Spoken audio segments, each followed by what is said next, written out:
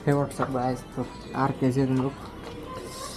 मेरी वीडियो ये मेरी फर्स्ट व्लॉग है यूट्यूब पे, और मैं कुछ गलती कर रहा तो मुझे माफ़ कर सकते हो।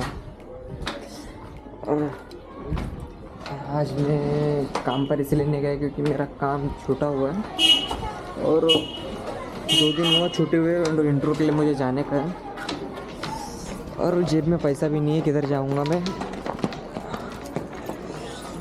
इसलिए क्या करूँ कुछ समझ में आ रहा ही नहीं है। इसलिए अपनी ये मेरी बाइक है, कम से कम देख तो लूँ क्या हुआ है। बाइक क्या है? पल्सर N150 जो काफ़ी गंदी हो गई है। दो नहीं छोड़ेंगे अभी इसको। अरे ये मेरे कुछ गली के लड़के लोग। हाँ हेलो। तो गाइस सोचा कि इधर बाहर घूम के आओ, लेकिन गाड़ी में पेट्रोल ही नहीं है। तो अभी जाता हूँ किसी फ्रेंड को कॉल करके उसको डायरेक्ट पेट्रोल मंगाने का कोशिश करता हूँ। अभी मेरे पास एक ही तरीका है। ओके तो बाय बाय गाइस।